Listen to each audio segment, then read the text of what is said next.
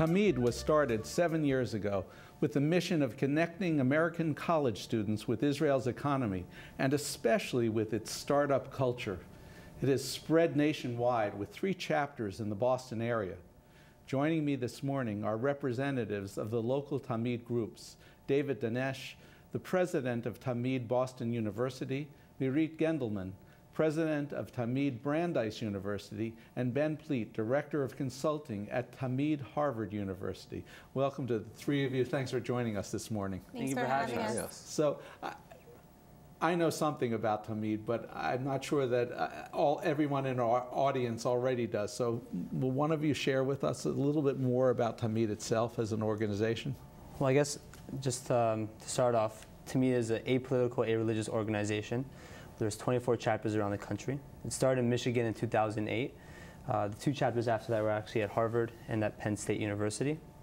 Over the past 6 years, we've expanded little by little. Now we have a group of 24 chapters that first educate members on Israel's economy, then have consulting and investing opportunities to invest in Israeli and both stocks around the world, which we're working on creating a fund for that, and also consulting for Israeli startups. And the third phase is fellowships in Israel. Terrific. So, Mirit, speak a little bit about what drew you to Tamid. Yeah, well, I've always been really interested in the startup culture. I do have a connection to Israel. I've always felt that it was a very special place, and learning about the economy there and learning about the startup culture was really intriguing to me.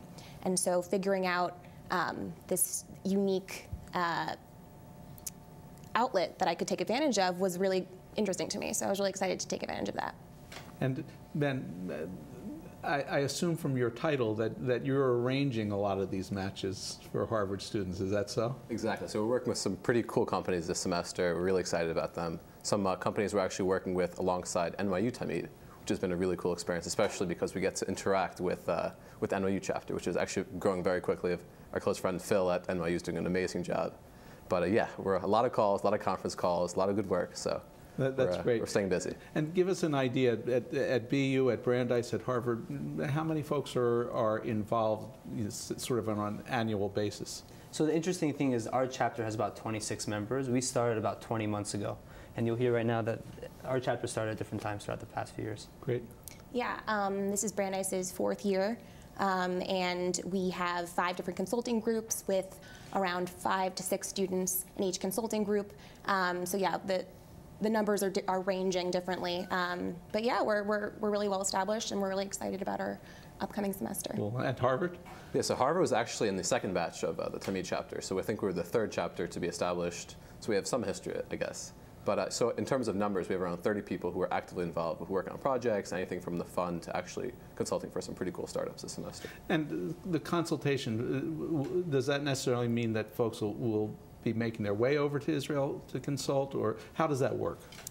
Yeah, I can speak to that. Well, we do have a fellowship component, as we mentioned, and we connect students in the group with internship opportunities in the summer. So a lot of them do go on to work with maybe not perhaps the exact companies they're consulting for, but ones that we have connections with through the organization.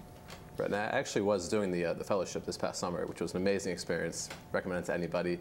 And I know a lot of the people, I think it was around a class of 40, 42, I think exactly. And a lot of the people actually were working for, interning for the companies they consulted for in the chapters. So it was a nice continuation. And where were you? So I was at Israel Clean Tech Ventures, which is a clean tech venture capital group right outside of Tel Aviv, which was an amazing experience, amazing office, great work, good learning also. And have the 2 of you spent time in Israel on this, or is primarily stateside? Well, I haven't had the opportunity to go on the fellowship, but we have many members in our group now who have gone on it and are really excited about it and had a wonderful time. But yeah, we're looking forward to having more students go on it this coming summer. Great. So the interesting thing is, because our chapter at Boston University has just started about 20 months ago, we weren't given the opportunity until now to go to the fellowship, because it took a lot of time to... So you'll be sending your first... I see. Exactly. Which we'll be sending our new president, Shir Ben Shushan, and a few new members this summer. It's a really interesting experience. We're actually currently consulting for a company called Voice It.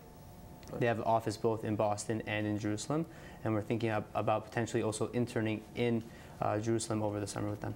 And I know the three of you are here together, but are you brought together, folks from the different campuses brought together? I understand with NYU. What about locally?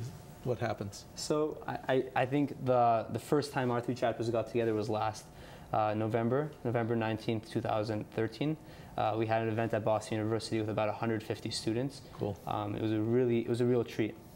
And our second time we had a ski trip, actually in February, where our three chapters came together, in addition to the four chapters in New York, which are Baruch, NYU, YU, and Columbia. So there's social dimensions to this as well. Yeah. 100%, yes. Sounds great. Mm-hmm. Where do I sign up? I think I've aged out of it. So give us an idea of what you imagined, but it could be both what you wish, but also what you see prospectively for the development of the organization down the road. I would like to see stronger relationships. Right now we have some really solid ones, but even stronger ones with bigger companies that can really provide opportunities for the students so that they can have career opportunities after they graduate. That's something that I would like to see. And yeah, it's just going to be exciting to see it expand onto different campuses. I could definitely voice that. I mean, Tamid is growing very quickly. I mean, tons of new campuses are applying. But I think the thing that we're trying to stress is that we want quality over quantity. So I think that's something that the National Board is really doing a great job on, definitely voicing all the opinions of the chapter. So I think really fostering that tight-knit community of like-minded students who really share the same passion is pretty awesome. Great. And is there opportunity, either formal or informal, for interface with Israeli students? How does that happen? It's funny you say that. We actually have a chapter at Hebrew U in Jerusalem. It's our only international chapter, and we had a conference with all the different chapters, and it was really nice to be able to see representatives from all the different chapters. So yeah, we do have one chapter in Jerusalem. Okay. Yeah, go ahead. I will say, it makes it a little difficult to have a conference call. They're 7 hours off. So yeah. We make it happen. And, we also always have to talk a little tachlis. How does the organization fund itself? There's two aspects. When it comes to nationally, we have a few national people who donate. And when it comes to the chapter focus, I think each chapter works on their different fundraising when it comes to either the day-to-day operations. When it comes to the fellowship, there's about 2 spots given to each chapter, and then if they want to bring more fellowship spots to their chapter, they need to fundraise about $5,000 per new student, per extra student. So it's working on the donors in your area, in your city. Nice. And what kind of reception have you all found in Greater Boston? I can say for all three of us, Combined Jewish Philanthropists, CJP, has been the biggest support we've ever, I could have ever imagined. Why am I not surprised? They're incredible, and they have a team that's hands-on and not only contributes but also gives feedback and comes to our events and also helps us out. That's great to hear. What's next for each of you? So I think in terms of what? In terms of Life. School, life? It's a good question. I think working in Israel really opened my eyes to really just how impactful a startup can be. So I was working at a venture capital group. We had a bunch of different companies in our portfolio, tackling some really awesome problems. I think I really want to pursue that entrepreneurship route, perhaps start a venture, something really impactful. So pretty excited about that. Nice. You read? Well, I worked in tech this summer, and I was really interested in it.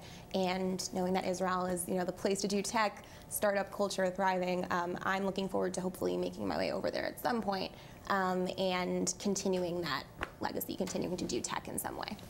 Graduating in May, very soon.